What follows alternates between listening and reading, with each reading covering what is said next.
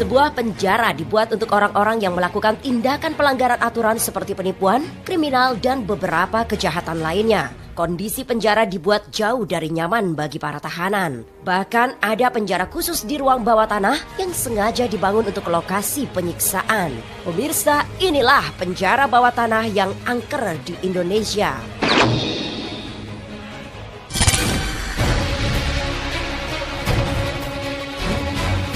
Di urutan kelima, ada penjara bawah tanah yang berada dalam gedung kepolisian wilayah Kota Besar atau Polwiltabes Surabaya yang pada Oktober 2015 diresmikan oleh Kapolri menjadi Museum Mapolrestabes Surabaya. Gedung yang dirintis pemerintahan Gubernur Hindia Belanda di antara 1808 sampai 1811 ini pada awalnya dipergunakan sebagai barak militer bala tentara kerajaan Hindia yang dilengkapi dengan penjara bawah tanah. Penjara bawah tanah setinggi 1 meter ini memiliki 2 pintu masuk yang kini hanya terlihat satu di sisi utara. Penjara yang berada di bawah gedung utama, tepatnya di bawah ruang rapat ini, memiliki terowongan bawah tanah yang menuju ke penjara Kalisosol di seberang belakang gedung Mapolrestabes. Namun terowongan ini sudah ditutup dan tidak difungsikan meski kondisi penjara bawah tanah masih utuh tanpa kerusakan yang berarti.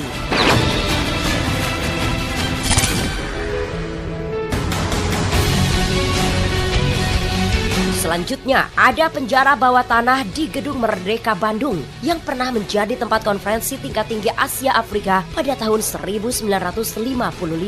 Diperkirakan penjara bawah tanah di Gedung Merdeka ini sudah berusia lebih dari 1 abad dengan terowongan bawah tanah di sekitar penjara yang disinyalir menghubungkan Gedung Merdeka dengan gedung tua lainnya.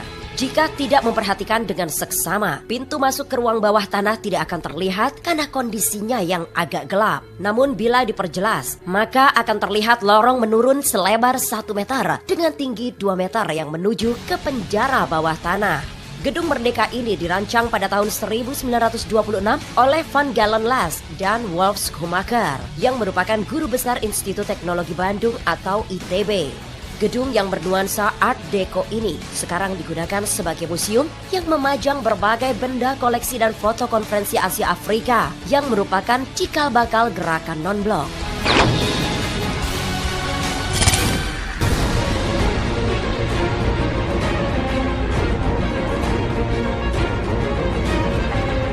Penjara bawah tanah di Indonesia selanjutnya adalah penjara Kalisosok yang berada tak jauh dari kawasan Jembatan Merah Surabaya. Konon di penjara ini di antara tahun 1945 hingga 1949 para pejuang ditahan dan mendapat siksaan yang kejam oleh para penjajah di tempat ini hingga menyebabkan banyak pejuang yang meninggal di penjara bawah tanah. Penjara yang dibangun pada 1 September 1808 ini berdiri pada masa pemerintahan Gubernur Hindia Belanda ke-36, yakni Herman Willem Daendels yang menghabiskan biaya sebanyak 8.000 gulden.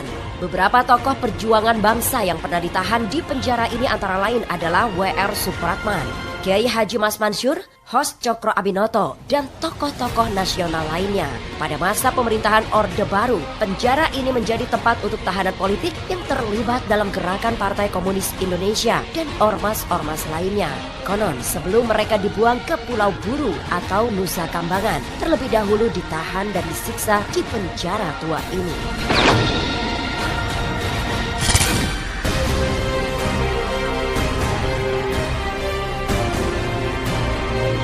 Berikutnya ada penjara bawah tanah yang berada di Museum Fathahillah, Jakarta Barat. Di gedung seluas 1.300 meter persegi ini terdiri atas bangunan utama yang digunakan sebagai kantor, ruang pengadilan, serta ruang-ruang bawah tanah yang dipergunakan sebagai penjara bawah tanah. Penjara bawah tanah ini terpisah antara penjara wanita dan pria, di mana penjara wanita berukuran 6 x 9 meter dan konon dihuni sebanyak 40-50 orang pejuang yang dibiarkan hidup tanpa makan dan minum. Karenanya lah banyak yang meninggal sebelum menjalani proses persidangan. Sedangkan ruang penjara pria berukuran sedikit lebih besar nampak berjejer tanpa pencahayaan, yang di dalamnya terdapat bola-bola berat yang dulu digunakan untuk mengikat kaki para tahanan agar tidak melarikan diri. Diperkirakan 5 sel penjara bawah tanah ini dibangun pada 1649, yakni 29 tahun setelah gedung ini dibangun sebagai balai kota kedua.